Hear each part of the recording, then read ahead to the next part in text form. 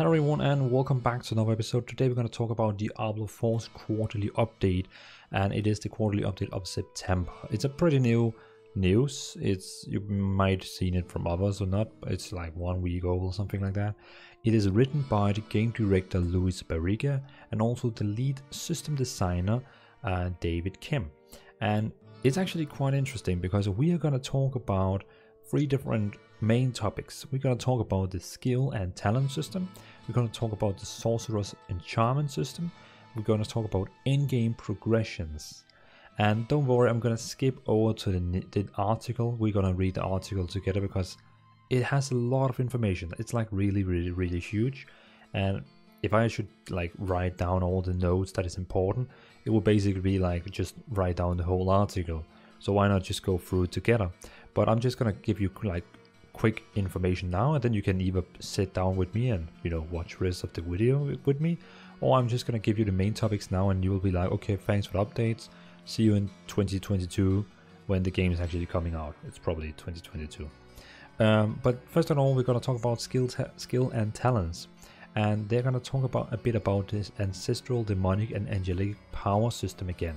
So in the game you can get like in other MMORPGs or other RPG games, you can get like different stats, and in this game they're also gonna have stats. They're gonna have something called ancestral power, demonic power and angelic power. And ancestral power is because the heroes we play are ancestrals. Then demonic is of course the demons, and then you have angelic, that is basically angel power. So you can get these different stats that can do different stuff. They're gonna talk about that in the topic. Then we're also going to talk about the legendary items. We're going to talk about the new skill system. That is basically the talent tree system. And yes, it is actually a tree. It's not just a talent tree. It is actually a tree you have to develop in. You even have roots. It looks pretty cool. And then we're going to talk about the sorcerer's enchantment system. And in Diablo 2 Barbarian, they had this bonus that they were able to always have 2 weapons on them.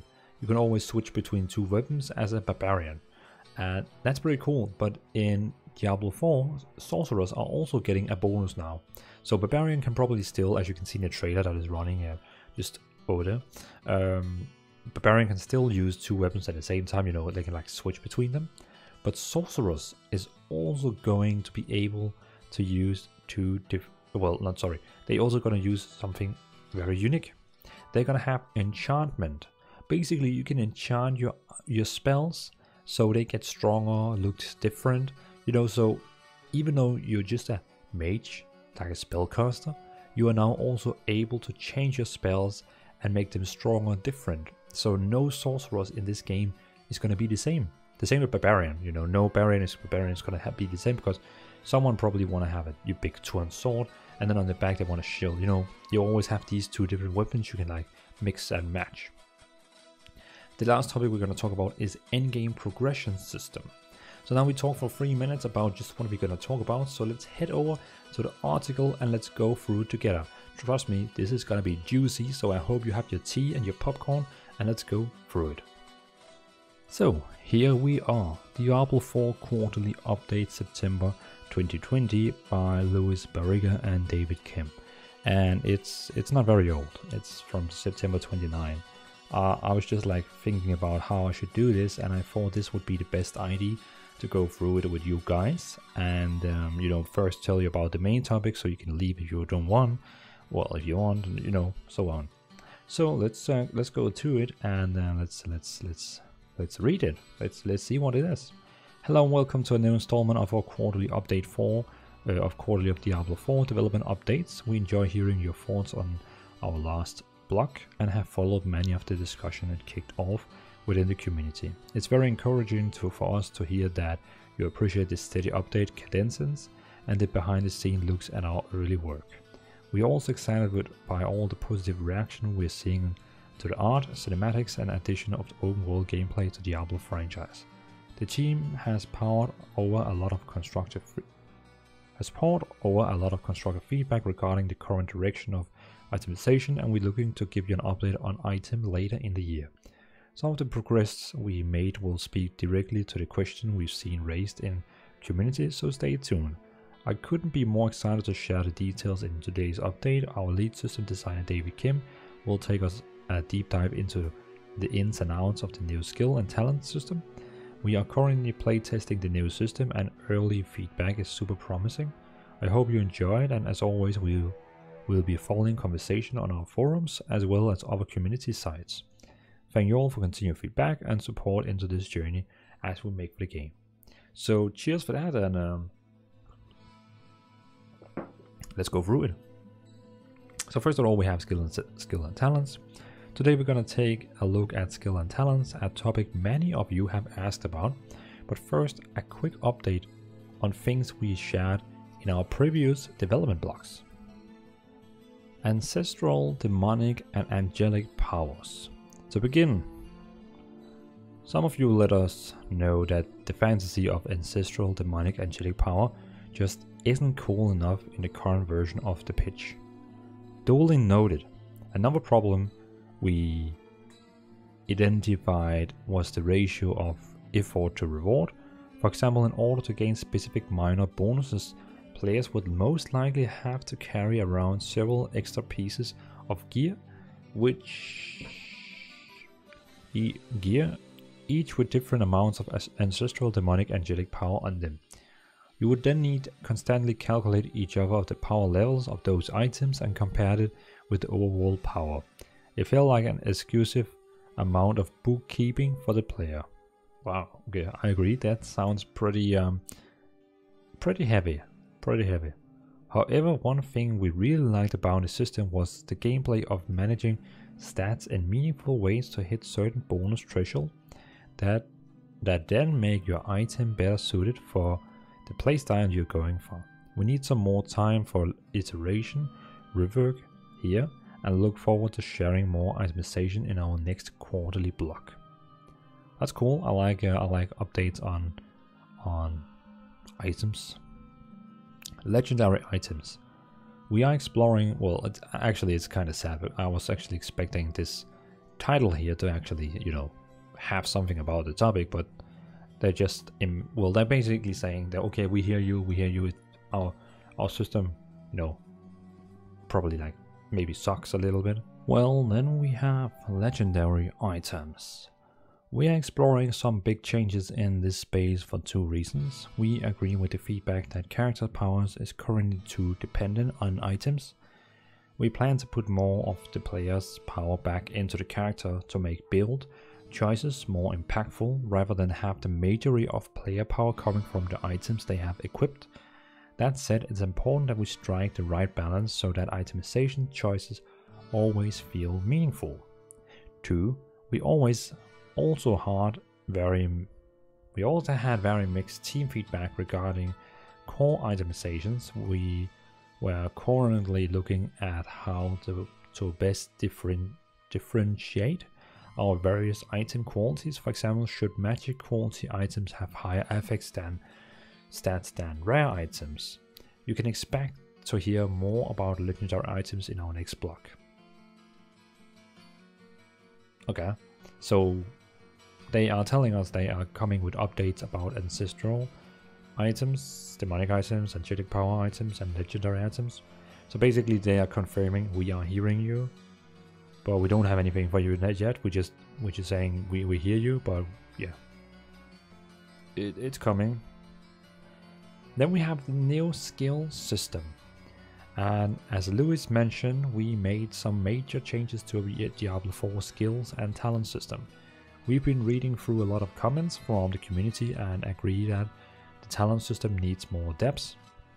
Similar as skill systems, progression felt too simple, which created issues where a player would have no meaningful reason to spend their skill points. With this valuable feedback in mind, we've been iterating on a new skill system. As you can see from the screenshot below, we have separate sections for skills and passive in our freshly painted skill tree. Take a look. So basically what you can see in the picture right now, everything you see under the tree, like the roots of the tree, that is passive abilities.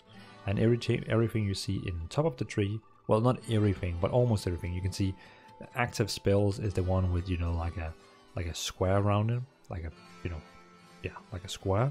And then you see all the small in the bottom and all the small in the top. That's like passives. So you have like active abilities and you have like passive abilities. It's pretty cool. I personally actually like this tree. I think it's pretty cool. I like it. The Sorcereress skill tree, the branches contain skills and skill upgrades, while the roots contain powerful passive effects. Okay, yeah, okay. So only passive effects in the roots and skills and skill upgrades in the top of the tree. The upper skill section is where you will spend the skill points that you earn by leveling up. Here you unlock brand new skills, unlock additional functionalities for these skills, and unlock passive points that you can spend on the lower passive section of the tree. Okay, so that means when you level up and unlock passive points, it sounds like when you level up you get skill points where you can put it in skills, and then depending on how many skills you have unlocked, you also get like amount of passives. Okay, sounds very interesting. Then we see on the picture here, we have a charged bolt. It costs 18 mana. It releases 6 bolts of lightning that causes around in the erratic pattern, dealing 18 to 22 damage each, and it deals lightning damage. And then we have Ball of Lightning. It's 60 mana, so it costs a lot more. Conjure a ball of lightning that slowly moves forward, stabbing enemies for 25 to 31 damage. Okay, so it sounds like a frost orb from, you know, World of Warcraft. That sounds pretty cool. I like that one. That's definitely my favorite of these two. You can spend skill points on square nodes to unlock new active skills for your character. Yeah, okay, that was, yeah. And then we have a round one, Charged Bolt. Charged Bolt creates an additional bolt. And that's for this one. So that's a passive one for that one. And then we have a passive one for the lightning ball. Ball lightning collapse into crackling energy at the end of its path. So because if you take this one, then the bolt is actually like exploding and deal additional damage. Spend points on circular upgrades nodes to enhance active skills you unlocked. What is that? As you explore the branches of the tree, you will find passive points. Oh, okay. So it sounds like we don't know from the start which passive you can get, but it sounds like they're just like puffing up. Okay. What is that? Overcharge. Rank 1 out of 3 critical hit effect. Lightning damage has 3% chance to create a crackling energy. Crackling energy gives 25 mana when you move near it. That's cool. And that's one of the, I think that's in the roots. That's one of the things you can get in the root in the bottom. You can spend passive points in the roots of the tree to unlock powerful effects. Okay, I will, right. The skill tree you see above consists of many specific nodes, as a sample of which you can see in the screenshot above. If we imagine every single node on that massive skill tree affecting different skills in different ways, the path that you decide to take will determine big power increases and playstyle choice. The passive part of this system is where you will find more general upgrades to your characters. These effects are not specific to particular skills, therefore the skill tree will have a good mix of all types of different choices for players to make. One last thing we want to point out is that the player will not be able to acquire every skill tree node. We're currently aiming for 30-40 of the nodes filled in for endgame, so that player can have very distinct and different ways to build out their characters. Okay, I like that.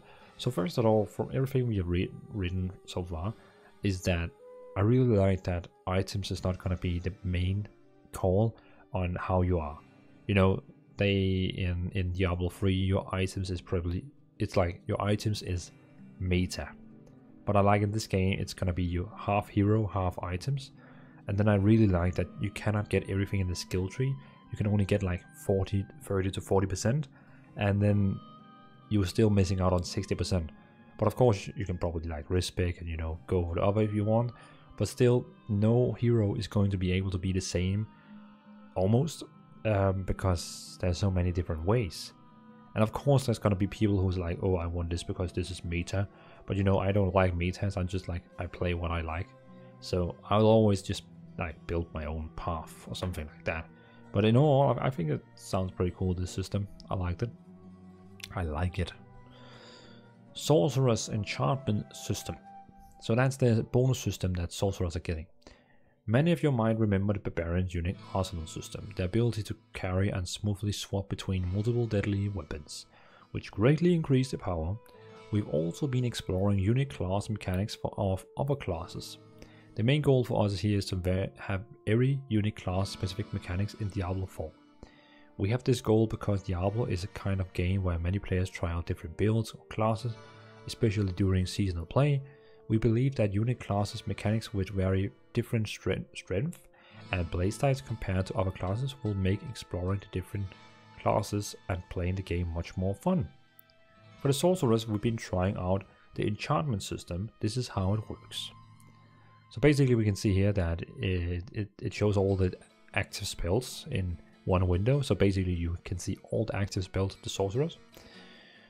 We have here the ball of lightning, and we can see it has an enchant slot effect. So you can see that now is the standard spell we looked at before, but now because it's enchanted, when crackling energy will form ball of lightning. When crackling energy would form, ball of lightning is formed instead. Ball lightning is no longer collapsed into crackling energy. Oh, okay. So that passively effect that, you know, change it sometimes the ball of lightning into crackling energy that gave mana, it's now going into another ball of lightning. That's very cool. So it actually, like, you know, uses it twice. Okay, I like that. It's really changing how the game is. So it looks like, is that the abilities 1 to 4? Okay, that's cool. I like that. The ball lightning skill, unlike other classes, each sorcerer skill has 2 possible effects. Oh. Okay. Sorcerer's skill can be placed into 2 locations as an active skill slot that every other class also has access to, and an enchantment slot.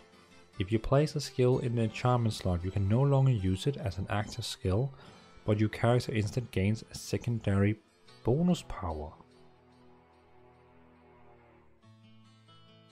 Okay. So, wait a minute. So you can't now use Ball of Lightning as an active spell, but that doesn't make sense because if I boost it with some kind of enchanting effect, how is it enchanting if I cannot use it? Ball Lightning is an enchantment. You can gain the secondary effect of a skill by placing it on an enchantment slot instead of an active skill slot. The power you gain from enchantment is extremely significant, and you can currently make builds based around your enchantment, your active skills, or a mix of both. So here we can see one meteor that is just like crashing down, and here we can see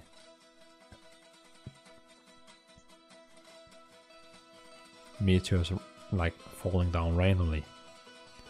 Here's an example of the system using Meteor skill. Meteor allows you to call through a chunk of rock from the sky if you choose to slot it. As an enchantment, you won't be able to control your meteors, but they will fall in onto enemies periodically. This skill is under development and may be different. Oh, okay. So if you put them into these passively trees, they're just gonna be randomly shot. So now because of this one, you're basically just gonna like randomly shoot ball of lightnings. Okay, that's pretty cool. I like that. We've been testing this class mechanic for a while now, and the team feedback has been really positive. This new system now empowers you to make more interesting choices to strategize around which skill you will want to slot is in as an enchantment, as you won't be able to put one of the skills in both places. We are also exploring a druid specific class mechanic as well, and we'll have more information on that in the future. That sounds also pretty cool. In-game progression system. Lastly, we have been hard at work on our in-game character progression system. This important feature is going to take a little more time. It won't be in the next blog, but we wanted to mention it here because it will be of a significant source of power that comes from your class. This system is intended to provide more depth and replayability than what Paragon currently offers in Diablo 3, thanks God. We and many Blizzard gamers have talked about the concept of easy to learn, difficult to master. We believe that the endgame of progression system is where the difficult to master component will come in and should meet the expectations of the most hardcore Diablo player out there. We are excited to read through the feedback from the community regarding our revamped skill and talent system, as well as our new Sorceress enchantment system. We're also reading through the comments on our forum, Reddit, social media and more for your feedback. As always, please remember that none of this is final, as the game is still actively in development. Your constructive discussions around these features will help Diablo 4's development the most, and we greatly appreciate all your continued support and discussion related to the game. We will see you all in our next quarterly update as we dive deeper into some of the itemization changes that have coming. Thanks again, David Kim, lead system designer, Diablo 4. And also, we also saying thanks to not only David, but also Luis Barriga. Cool. So that's basically the update, the Diablo 4 quarterly update. I hope you enjoyed this video. I know it's over half of the video is pretty much just going through this this website, but I mean, maybe you didn't know about this news, maybe you like my opinions about this stuff, maybe it's always nice to hear what other people think about stuff. So thanks for watching everyone, and that was the Diablo 4 quarterly update. I like that. I hope we're getting more details next time, like, you know, not just, we know we, you know, I mean, half of this article is basically, we hear you, but we don't have anything yet, but we hear you. So I hope next update is gonna be more like, we have this. Hope you like it. Let's see. But again, the game is in pre-alpha. It's probably first coming out in probably plus 2 years. I don't know. But we're definitely gonna hear more about it also at BlizzCon in February, if I remember right. So yeah. So thanks for watching everyone. It was a pleasure again for making this video, and yeah, thanks for watching. Just a quick last note, if you want to support my channel in any ways, I of course always appreciate you subscribe and like on the video, but if you want to support me in my gaming adventure on this channel, feel free to become a YouTube member. You will get exclusive stuff like exclusive post, a monthly vlog where I will show you behind the scene footage, and also you will have a cool banner on your name when you can comment in my comment section, and also you'll be able to comment unique emotes in the chat and also in the comment section. So you know, you can look cool while other doesn't look cool. I'm just saying it. Well, that was my little self promo ad. Thanks for watching. See you in another episode, and well, stay awesome. Peace out.